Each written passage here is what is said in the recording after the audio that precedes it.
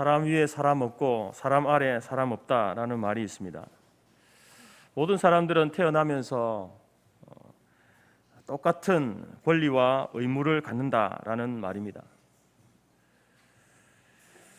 여러분, 생명의 존엄함이라고 하는 것은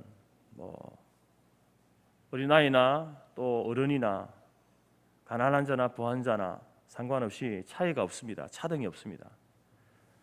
하나님께서 부여하신 생명을 가진 사람, 인간은 모두가 존귀하고 귀한 존재입니다. 그런데 또 이런 말도 있습니다. 사람도 사람 나름이다 라는 말도 있습니다. 이 말은 그 사람이, 그 존귀한 그 사람이 그 삶의 내용에 따라서 평가받을 때에 좋은 사람이다 라는 평가를 받는 사람도 있고 나쁜 사람이다 라고 평가를 받는 사람도 있을 수 있다라는 말입니다. 여러분, 일반인이나 저와 여러분 같은 일반인이나 아니면 이제 범죄자 같은 사람, 그래서 감옥에 갇혀 있는 사람, 모든 사람들이 가지는 그 생명의 존엄함은 동일합니다. 누구의 생명은 귀하고 누구의 생명은 천하다 이렇게 말할 수가 없습니다. 하지만 일반인과 그 범죄자에 대한 그 평가는 다를 수 있다라는 것입니다. 분명히 나쁜 사람 혹은 좋은 사람으로 나뉘어진다라는 것입니다. 이것은 성경적으로 보아도 맞는 말입니다. 하나님의 형상으로 지음받은 모든 사람들은 모두가 존귀한 존재입니다. 모두가 귀한 존재입니다. 하지만 그 존귀함을 깨닫고 존귀한 삶을 살아가는 사람에 대해서는 하나님은 좋은 평가를 내리시죠. 성경에 그 사람에 대한 평가를 보게 되면 하나님의 마음에 합한 사람이다, 하나님의 마음을 시원케 하는 사람이다, 또 자문의 표현은 지혜로운 사람이다, 의로운 자다, 이런 평가를 내리지 않습니까? 그러나 그렇지 못한 사람에 대해서는 하나님께서는 그에 상응하는 진노와 징계를 내리십니다. 독사의 새끼들아, 화인 맞은 자들이다, 어리석은 자들이다, 악인이다, 이런 평가를 하나님이 내리신다라는 겁니다. 여러분, 구원받는 길은 누구의 은혜가 동일하죠. 하나님을 믿고 예수님을 믿는 길밖에 없습니다. 그래서 우리가 구원을 받는 것이죠. 그 구원에 있어서 어떤 사람의 구원은 높은 구원을 받고 어떤 사람은 아주 낮은 구원을 받는 그런 구원은 없습니다. 구원은 동등한 것입니다. 똑같은 것입니다. 하지만 구원받은 이후의 삶에 대해서는 차이가 있다라는 것입니다. 구원받은 성도라 할지라도 그 삶의 내용에 따라서 그 사람의 품격이 달라질 수 있다라는 겁니다. 품격이 떨어지는 사람도 있고요, 그냥 보통인 사람들이 있고요, 품격이 높은 사람이 있을 수 있습니다. 그리고 그 등급에 따라서, 그 차이에 따라서 하나님이 주시는 징계와 상급도 다릅니다. 우리가 구원받는 것은 똑같지만 구원받은 이후에 성도로서 우리가 살아가면서 그 삶의 내용에 따라서, 우리의 행위에 따라서 하나님이 주시는 상급이 다를 수 있다는 겁니다. 또 그렇게 살지 못할 때에 하나님의 징계가 다를 수 있습니다. 그래야 여러분 공평한 것이죠. 그게 공의로운 것입니다. 하나님께서 우리를 택하시고 구원하심은 분명한 목적과 이유가 있습니다. 잠언의 표현을 빌리면은 여호와를 경외하는 삶을 살도록 하시기 위해서 우리를 구원하여 주신 것입니다. 우리는 그 수준이 날마다 자라가야 됩니다. 여러분, 예수님을 교회 1년 다닌 사람, 예수님을 1년 믿은 사람과 10년 믿은 사람은 수준이 다른 거예요. 차이가 날 수밖에 없습니다. 왜냐하면 그 시간만큼 점점 자라게 되어 있습니다.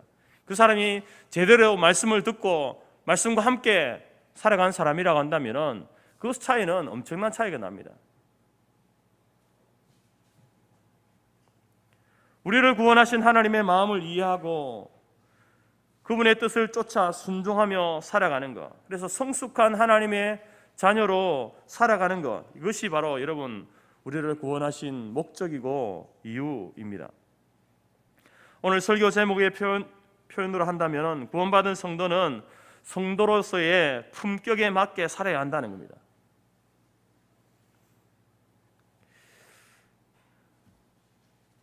사도 바울은 이렇게 표현합니다. 오직 너희는 그리스도의 복음에 합당하게 생활하라. 여러분, 우리가 이 성도로서 품격을 지키는 것, 품격에 맞게 살아가는 것, 어떻게 살아가는 것이 품격에 합당한 삶을 살아가는 것일까요? 우리가 잠언 전체의 말씀을 통하여서 우리에게 가르치고 있는 성도다운 품격의 삶에 대해서 함께 말씀을 나누고자 합니다. 첫 번째, 품격 있는 삶의 시작은 여호와를 경외하는 것입니다. 잠언 1장 7절 말씀에 여호와를 경외하는 것이 지식의 근본이거늘 미련한 자는 지혜와 훈계를 멸시하느니라 라고 이렇게 이 잠언의 전체 주제를 우리에게 소개하고 있습니다. 사람들은 이 세상에 살면서 결정적으로 그들에게 중요한 것은 무엇인가? 그것은 바로 하나님을 바로 아는 것입니다.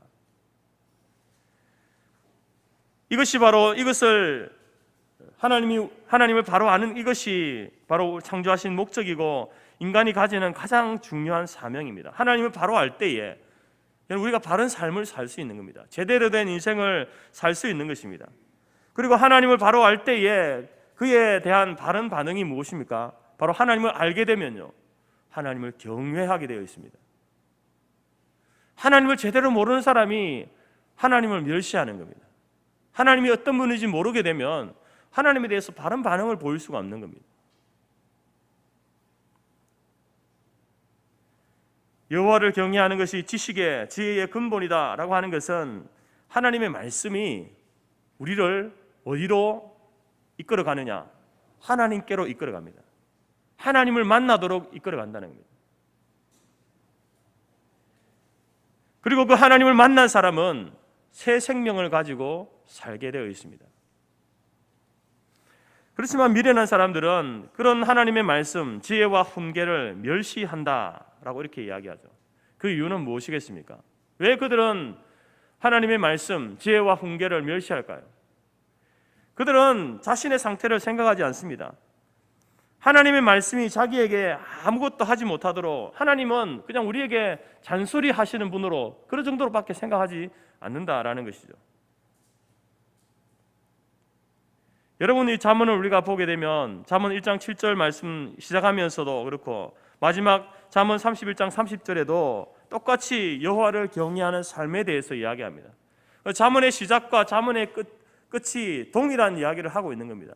이 말은 무슨 의미냐면은 잠언 전체의 말씀이 여러 가지 우리의 삶의 어떤 형태들에서 이야기하는데 그것은 여호와를 경외하는 삶은 이러이러해야 된다라는 것을 보여주는 문학적인 장치가 바로 이 잠언의 처음과 끝이 여호와를 경외하는 삶에 대해서 이야기하는 것입니다. 단순히 우리가 세상 살아가는 삶의 어떤 방법, 어떻게 하면 세상에 성공할 것인가, 바르게 살 것인가, 이 정도가 아니라 여호와를 경외하는 사람은 어떤 삶을 살아야 되는지에 대해서 이 잠언의 말씀이 우리에게 소개하고 가르쳐주고 있는 것입니다. 그래서 우리는 성도로서 품격 있는 삶을 살기를 원한다면 가장 먼저 하나님 경외하는 것을 배워야 합니다. 하나님 경외하는 삶을 살아야 합니다. 물론 여러분, 이 잠언이 하나님을 경외하는 것뿐만 아니라 어떤 세상에서의 처신 방법, 성공 비법, 이러한 부분에 있어서 상당한 부분을 가르치고 있습니다. 그래서 믿지 않는 사람들도 여러분, 이 잠언의 말씀을 통해서 그들이 인생을 어떻게 살아갈 것인지에 대한 비책들을 배웁니다. 그러나 여러분, 솔로몬이 왜 여호와를 경외함에 대해서 이 잠언의 서두와 끝에 이렇게 강조하고 있는가? 그 이유를 알아야 됩니다. 단순히 인생을 살아가는 방법을 알려주기 위해서 잠언의 말씀을 우리에게 주신 것이 아니다라는 것이죠. 세상 사람들이 아무리 솔로몬의 이 훌륭한 지혜와 탁월한 지식의 잠언 말씀을 통해서 인생의 방법에 대해서 전수받는다 하더라도 그들 가운데에 여호와를 경외하는 그러한 일에 있어서 그 인생의 기초를 든든하게 세우지 않으면 여러분, 그 모든 것들의 결과는 무용지물이 되고 맙니다.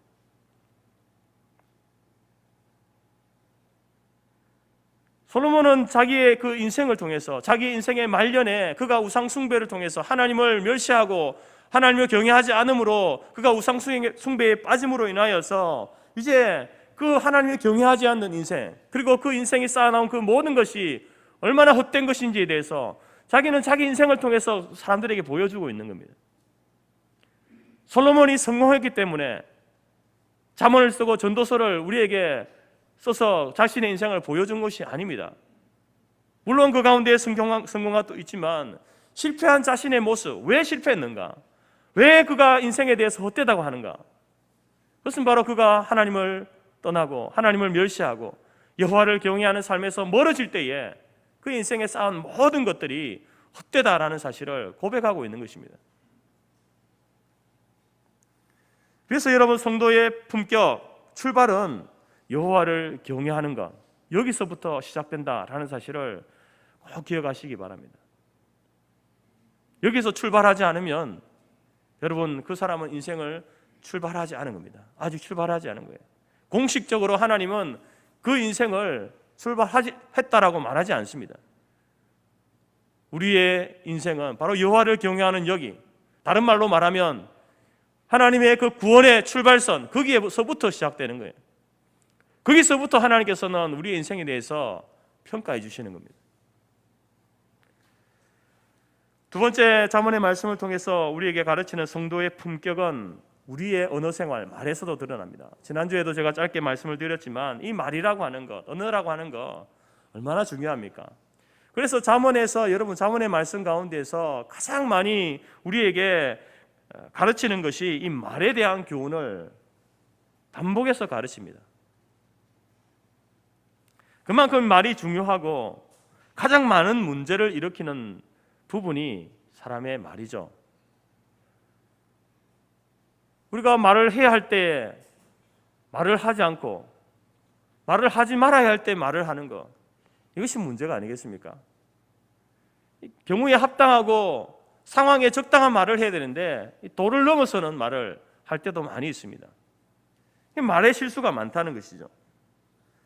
그래서 여러분, 하나님께서 우리에게 이 입술에 파수꾼을 세워달라고 한 그 기도가 바로 우리의 기도가 되어야 된다라고 지난주 말씀을 드렸는데, 재미있게 이런 이야기를 하시는 분이 있습니다. 하나님께서 우리의 말을 지키기 위해서, 입을 지키기 위해서 파수꾼을 세우셨는데 그 파수꾼은 다른 것이 아니라 우리의 이빨과 입술이다라고 이렇게 이야기합니다. 그렇게 말하시는 분도 있습니다.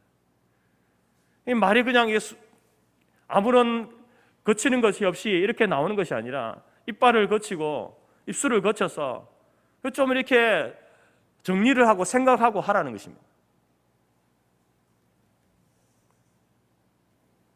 잠언 21장 23절 말씀에 입과 혀를 지키는 자는 자기 영혼을 환난에서 보존한다라고 이렇게 했습니다. 여러분, 말이라고 하는 것이 우리를 살릴 수도 있고 죽일 수도 있습니다. 예수님이 나의 구주가 되십니다 라고 입으로 시인하면 그 사람은 삽니다. 그러나 예수님을 구주로 믿지 않으면, 예수님이 나의 하나님이 되십니다, 나의 구주가 되십니다 라고 말하지 않으면 그 사람은 죽습니다. 여러분, 이 한마디 말, 짧은 한마디 말 아닙니까? 이 말이 여러분 우리를 살리기도 하고 사람을 죽이기도 한다는 거예요.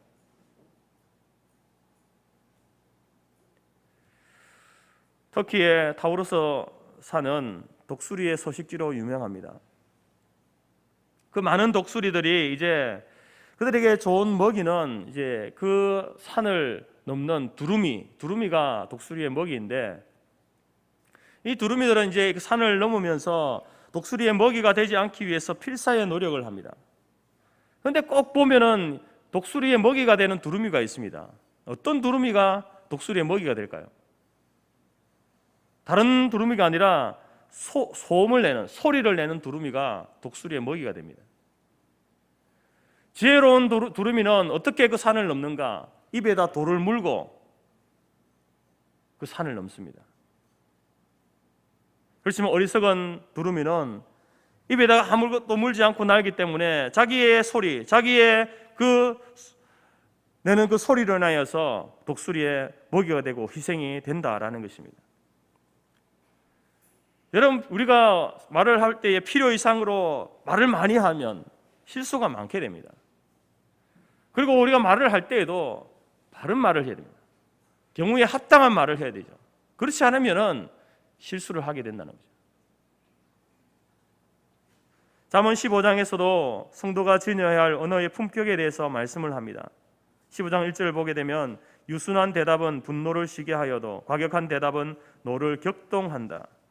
여러분, 성도는 유순한 말을 해야 됩니다. 이 대화를 할 때에 누군가의 말에 대해서 답할 때에 과격하게 대답하지 말고 유순하게 해야 된다라는 말입니다. 과격한 말은요, 상처를 주는 것이지 문제를 해결하는 것이 아닙니다. 우리 이렇게 여러분 하는 이야기 중에 경상도 사람들이 자기들은 막 반가워서 기뻐서 하는 이야기인데 이 서울 사람들이 옆에서 들으면은 막 싸우는 것 같다 이렇게 말하잖아요. 물론 그 말투나 어떤 성품이 그래서 이제 그런 표현들을 하는데 실제로 여러분 전혀 의도가 그렇지 않은데 그 말투로 인하여서 오해를 받는 경우도 있습니다. 왜 나한테 화를 내냐고 이렇게 이야기하시는 분들도 있다라는 겁니다. 여러분, 우리가 사람과의 그 언어 생활에서 문제를 해결하기를 원한다면 과격한 말을 하면 안 됩니다. 유순한 말을 해야 된다라는 것입니다.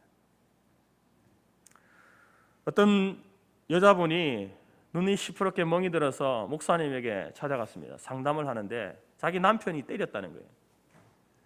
이런저런 이야기를 하다가 목사님이 물었습니다. 그러면 그 남편이 당신을 때리기 전에 당신이 무슨 말을 했습니까? 라고 이렇게 물었습니다. 그러자 이 여자 집사님이 하는 이야기가 너무도 화가 나가지고 그래 잘났어. 그래도 남자라고 당신이 해준 게 뭐가 있어? 때려봐.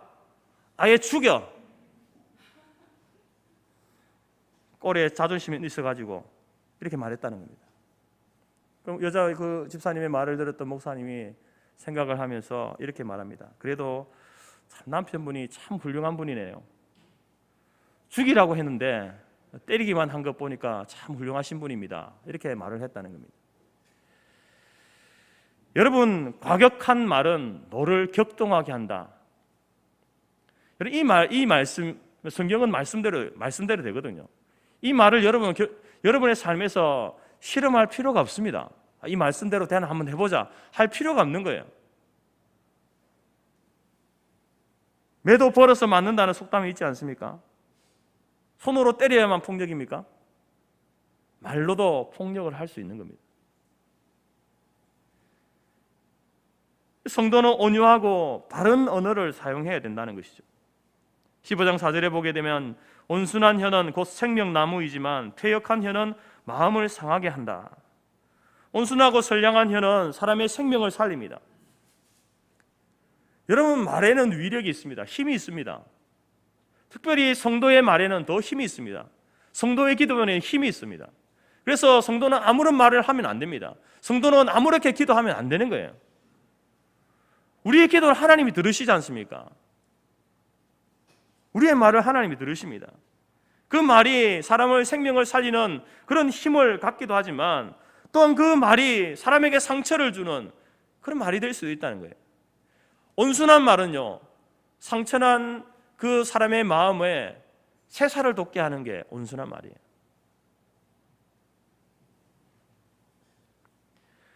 독일의 언어학자인 비트겐슈타인은 인격은 말에 의해서 나타난다라고 이렇게 얘기했습니다. 이 말, 언어라고 하는 것이 교양의 척도이고 인격의 척도다라는 것입니다. 외모가 세련된 사람이 말을 거칠게 하면요, 그 사람은 결코 세련된 사람이 아닙니다. 세련된 말을 할 줄 알아야 정말 세련된 사람인데, 세련된 말은 무슨 말이냐? 바로 칭찬해주는 말이다. 그것이 칭찬해주는 그 말이 생명의 말이다라는 겁니다. 잠언 말씀에 좋은 기별이 뼈를 윤택하게 한다라는 말이 있습니다. 좋은 기별이, 이 좋은 기별을 다른 말로 하면 칭찬하는 말입니다. 사람에게 칭찬한 말을 하면 그 사람의 뼈를 윤택하게 한다는 거예요. 혹시 여러분 골다공증이 있으신 분들은 자기 자신에게 칭찬하는 말을 많이 하십시오. 그러면 뼈가 윤택하게 됩니다. 그 뼈 빈 구멍들이 채워진다는 거예요. 튼튼하게 된다는 겁니다.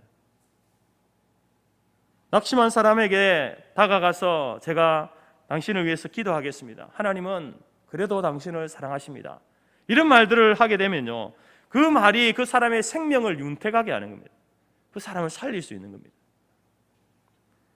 여러분, 우리 성도들은 이 말에 있어서 유순하고 경우에 합당하는 말, 칭찬하는 말, 선한 말, 이런 말들을 통해서 여러분 성도의 품격을 높이시고 드러내는 우리 성토교의 모든 성도들이 될 수 있기를 간절히 바랍니다.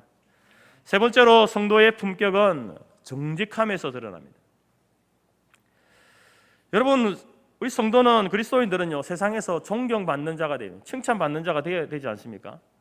왜냐하면 우리가 존경받고 우리가 칭찬받는 그것이 바로 하나님을 높이는 것이기 때문에. 여러분, 이 사도 바울이 교회를 핍박하고 다닐 때에 예수님께서 이제 환상 가운데 바울을 만나주잖아요. 만나주시면서 뭐라고 말합니까? 나는 네가 핍박하는 예수다, 이렇게 말씀합니다.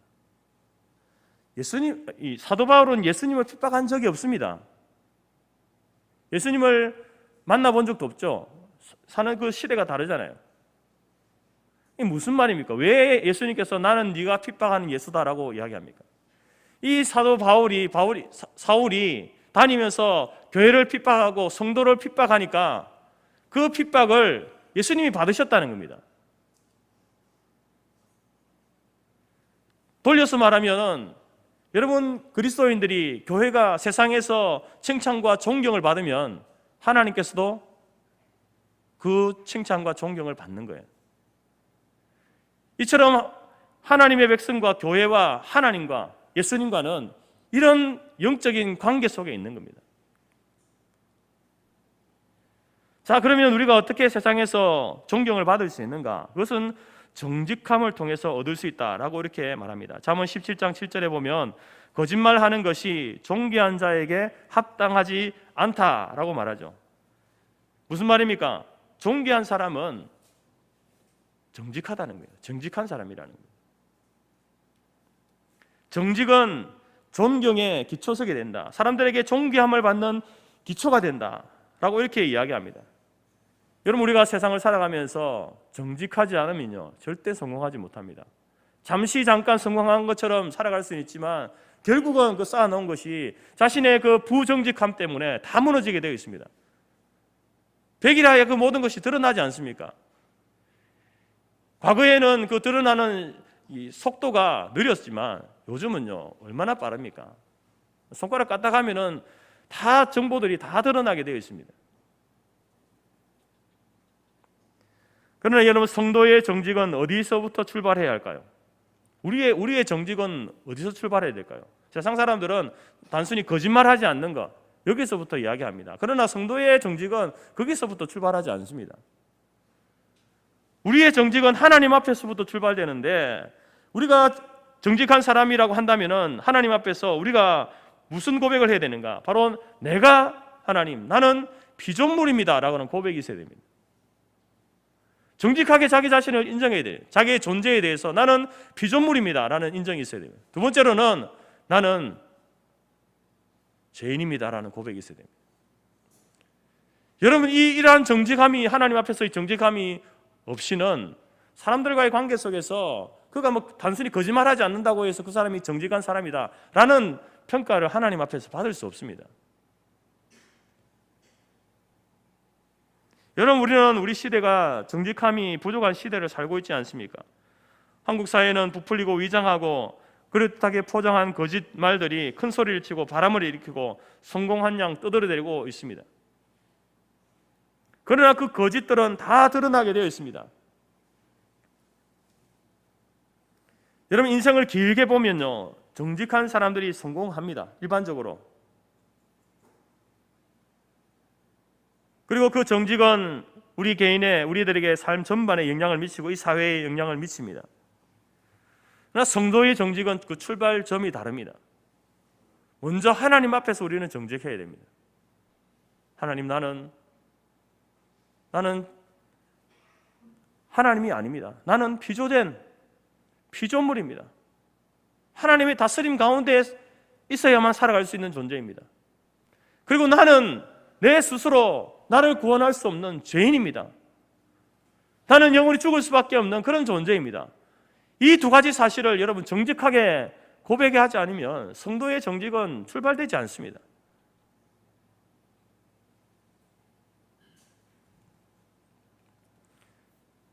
여러분, 저와 여러분이 먼저 하나님 앞에 정직하게 고백하시기 바랍니다. 하나님, 나는 피조물입니다. 하나님, 나는 죄인입니다. 여러분, 이 고백을 한순간도 잊지 마시기 바랍니다. 잠언 20장 7절에 보면 온전히 행하는 자가 의인이라 그의 후손에게 복이 있다라는 말씀이 있습니다. 온전히 행한다라는 것은 여러분이 정직하다라는 말인데요, 바로 우리가 우리의 자녀에게 가장 줄 수 있는 가장 큰 선물은 뭐냐? 바로 우리가 정직한 사람이 되는 겁니다. 하나님 앞에서 정직한 사람이 되고, 그리고 나아가서 세상 속에서도 정직한 사람이 되는 것, 그것이 바로 그 후손에게 복이 된다라고, 복이 있다라고 말씀하잖아요. 하나님께서 복을 주시는데 이런 사람들에게 복을 주시는 겁니다. 여러분 스스로에게 한번 질문해 보십시오. 나는 과연 하나님 앞에서 정직한가? 나는 사람들 앞에서 정직한가? 내가 정직한 자의 삶을 살고 있는가? 내가 편리할 때만, 필요할 때만 정직하게 행동하는 것은 아닌가? 나는 항상 진실하고 정직하게 살아가고 있는가? 여러분 스스로에게 질문해 보십시오. 하나님을 하나님이라 부르면서 자기가 하나님인 양 살아온 삶의 모습은 없습니까? 죄인입니다라고 말하면서 죄인 코스프레하고 자기의 의로움을 드러내려고 하는 그런 모습은 없었습니까?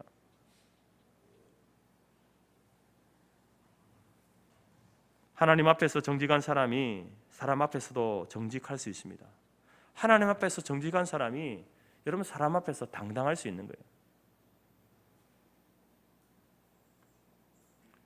여러분 우리가 하나님 앞에서나 사람들 앞에서 이 정직함으로 성도의 품격을 드러내는 우리 모든 성도들이 될 수 있기를 간절히 바랍니다. 네 번째로 성도의 품격은 겸손함에서 드러납니다. 잠언 29장 23절에 사람이 교만하면 낮아지게 되겠고 마음이 겸손하면 영예를 얻으리라. 교만은 패망의 선봉이요 거만한 마음은 넘어짐의 앞잡이다. 여러분 이 교만함, 거만함 이것은 우리를 넘어지게 만듭니다. 인생이 무너지게 되는 거예요. 넘어지게 되는 겁니다.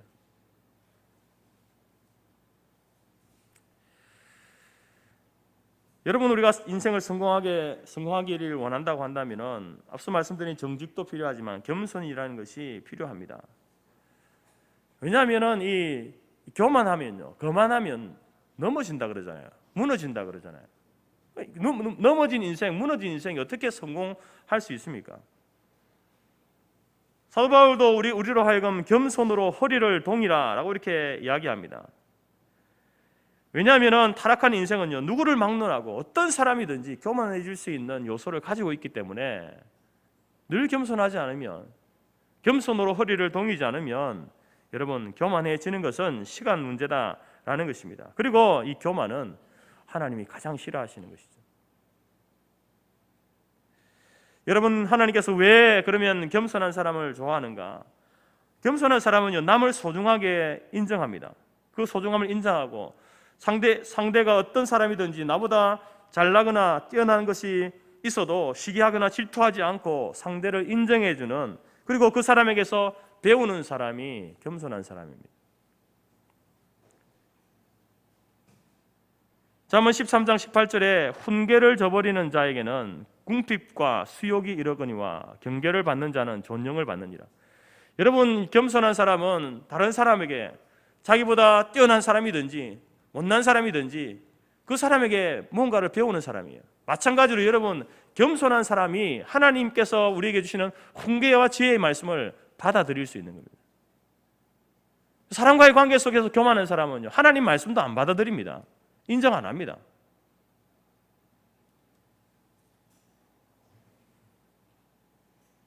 여러분들은 어떻습니까? 사람들이 나에게 충고할 때에 그것을 잘 받아들입니까? 나의 실수나 잘못에 대해서 이렇게 지적받고 할 때에 그것을 솔직히 인정하고 충고를 받아들입니까? 아니면 변명하고 부정하는 그러한 모습이 많습니까? 저는 우리가 사는 이 시대가 자기의 실수나 잘못을 인정하고 충고를 받아들이는 그런 사람을 만나기가 쉽지 않습니다.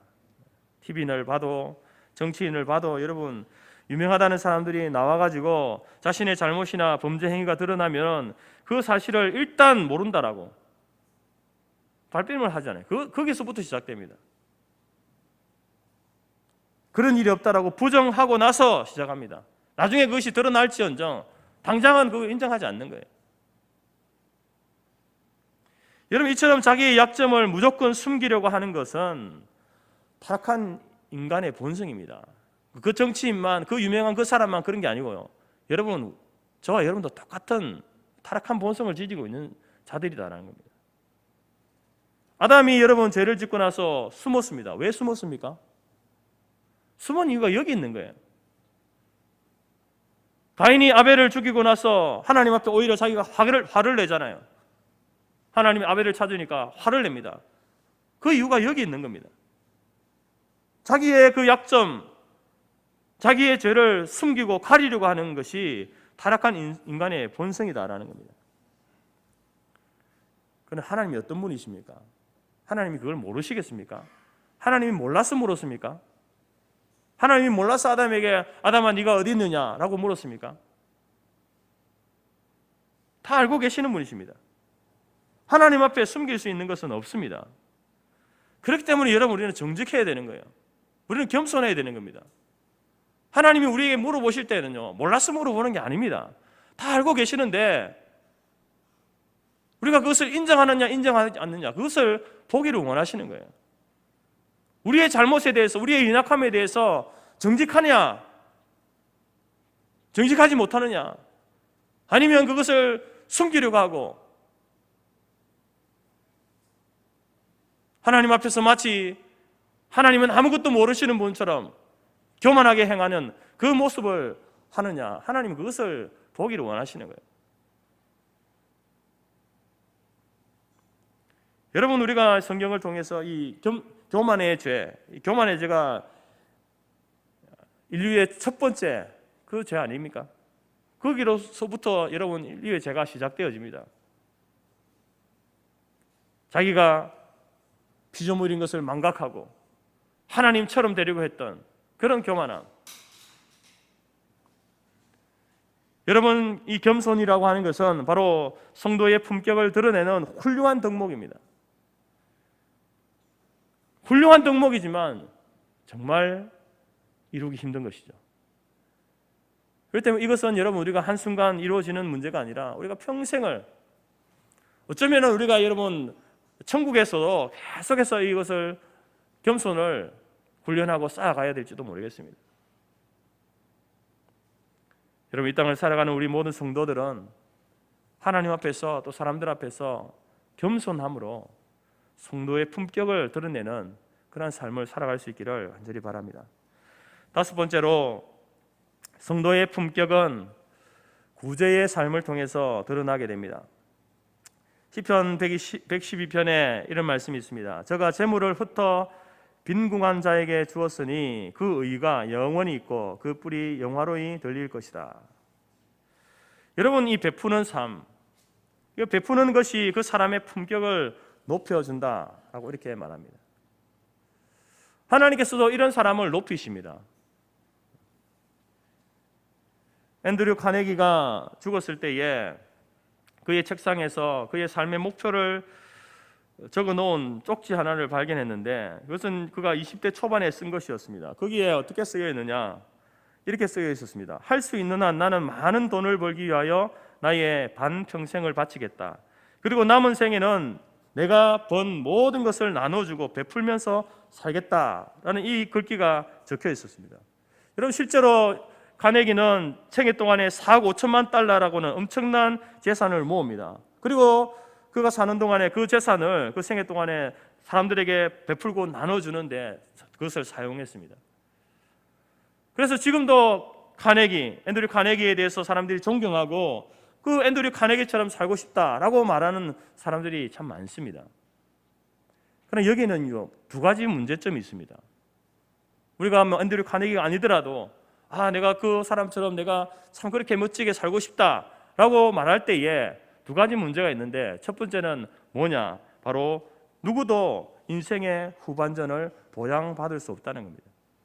내가 인생의 전반전은 열심히 돈을 모으겠다, 그리고 후반전에는 그것을 멋있게 사용하겠다라고 이렇게 결심했는데, 여러분, 누가 인생의 전반전은 내가 그렇게 살고 후반전은 이렇게 살겠다 계획은 하지만 그것을 보장받을 수 있는 사람이 누굽니까? 아무도 없습니다.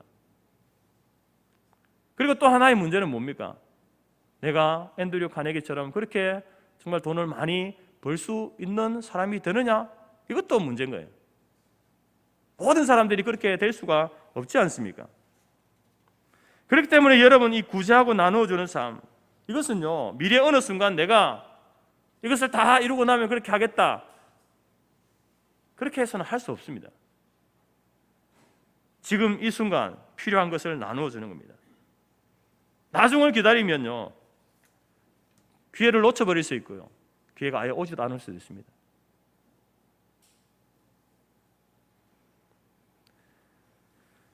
여러분, 구제하는 것은 결코 손해보는 일이 아닙니다. 잠언 11장 24절에 흩어 구제하여도 더욱 부하게 되는 일이 있나니 과도히 아껴도 가난하게 될 뿐이라. 여러분, 자기의 것을 흩어 뿌리니, 밭에 그냥 씨를 마음대로 뿌리듯이, 흩어 뿌리듯이 자기의 것을 흩어 뿌려도 부하게 된다는 거예요. 소비잖아요. 마이너스잖아요. 그런데 그게 플러스가 된다는 겁니다. 그런데 반대로 과도하게 아껴도 그 사람은 인생은 가난한 인생을 사는 사람이 있다라는 겁니다. 예수님께서도 말씀합니다. 주라 그리하면 너희에게 줄 것이니 후히 되어 누르고 흔들어 넘치도록 하여 너희에게 안겨주리라. 너희의 헤아리는 그 헤아림으로 너희도 헤아림을 도로 받을 것이니라. 여러분, 이 구제함에 있어서 하나님께서는 구제하는 사람들에게 영적인 부유함의 은혜를 넘치도록 부어주신다라고 말씀합니다. 잠언 11장 25절에 구제를 좋아하는 자는 풍족하여질 것이요 남을 윤택하게 하는 자는 윤택하여지리라. 여러분, 이 풍족하게 되고 윤택하게 된다는 것이 단순히 물질만을 말하는 것은 아닙니다. 우리가 사람이 인생을 풍족하게 윤택하게 사는 것이 물질만 많다고, 돈만 많다고 윤택한 삶을 사는 게 아니거든요. 여러분, 여기에는 모든 것을 포함하고 있는 거예요.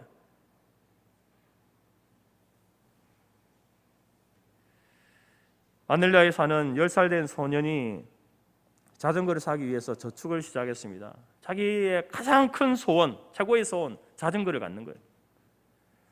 근데 그 엄마 아빠가 이제 저녁에 하는 이야기를 듣게 되었는데, 그 이야기 내용이 뭐냐면, 다른 나라에서는 식량이 없어서 수많은 아이들이 죽어가고 있다라는 이 이야기를 들었습니다. 그 아이가, 10살 된 아이가. 그러자 이 아이의 마음이 움직였습니다. 다음날 아침에 그의 돼지 저금통을 깨트려서 저축한 돈을 가지고 빵집으로 달려갔습니다. 그리고 그 돈 되는 만큼 빵을 사가지고 그 빵을 가지고 그 지역에 있었던 YMCA에 찾아갔습니다. 그러면서 소년은 그 빵을 주면서 굶주린 아이들에게 전해달라고 부탁하면서 가버렸습니다. YMCA 간사들이 전화를 걸었습니다. 크리스찬 회원들에게 전화하여서 긴급 소집을 했습니다. 사람들이 도착했을 때에 그 소년의 그 관심과 섬김에 대해서 이야기를 했습니다. 그리고 회의가 끝나고 나서 그 아이가 사온 그 빵을 경매에 붙였습니다. 상당히 많은 돈이 모금되었습니다. 그리고 뿐만 아니라 뉴욕에 사는 한 부인도 이 소년의 일을 듣고 약간의 돈과 함께 이렇게 적어 보내왔습니다. 자전거 없이 지내는 소년을 보고만 있을 수 없으니 이 돈으로 자전거를 사기 바란다. 여러분, 10살 난 그 소년에게 하나님께서는 결코 사람에게 빚지는 일이 없다라는 것을 증명해 주셨습니다. 여러분, 이처럼 우리가 우리의 소유를 풀어서 가난한 자를 돕는 그거, 여러분 하나님께서는 그 일에 대하여서 결코 여러분 외상하시는 분이 아니다라는 겁니다. 물질을 통해서 우리에게 채워주시기도 하지만 물질이 그 이상의 것으로 풍족하게 윤택하게 하시는 분이 하나님이십니다.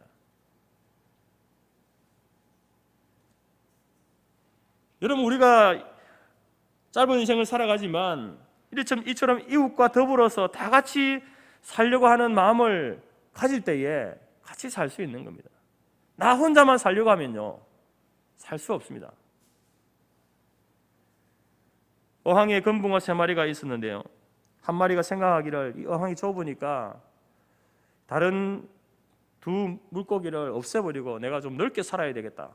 그래가지고 그 2마리 물고기를 물어서 죽여버렸습니다. 그래가지고 이제 좀 내가 넓게 편안하게 내가 살 수 있겠구나라고 생각했는데 이틀 정도 있다가 이 금붕어도 죽어버렸습니다. 왜냐하면 자기가 물어 죽인 그 금붕어 그가 시체가 썩으면서 악취를 내고, 그래서 그도 살 수 없어서 그 금붕어도 죽어버렸다라는 것입니다. 여러분 이처럼 남을 죽이면 그것은 자기를 죽이는 거예요. 그러나 남을 살리면은 자기도 살 수 있다라는 것입니다. 다른 사람을 위해서 사랑의 삶, 긍휼의 삶을 사는 그 사람이 정말 성도의 품격을 지닌 사람이에요. 자기만 생각하고 자기 몸만 생각하고 자기만 생각하고 그런 사람은요 하나님 앞에 구원을 받을 수 있을지는 모르겠지만 하나님 앞에 칭찬받지는 못할 겁니다. 여러분 우리는 많이 가졌다고 해서 구제할 수 있는 게 아닙니다. 도울 수 있는 게 아니에요. 적게 가져도 하나님께서 우리에게 그 긍휼의 마음을 우리에게 부어주시고 정말 하나님께서 예수님을 통해서 우리에게 주신 것이 무엇인지를 제대로 아는 사람은요 작은 것이라도 나눌 수 있는 것입니다. 그러나 그 은혜의 크기가 얼마나 큰지를 제대로 알지 못하면요 자기의 것을 나눌 수 없는 거예요. 왜? 자기도 부족하니까. 나도 가난하고 오히려 내가 구제받아야 될 사람인데 라고 생각할 뿐이지 나보다 더 어려운 사람이 있다라는 사실을 알지 못한다라는 겁니다.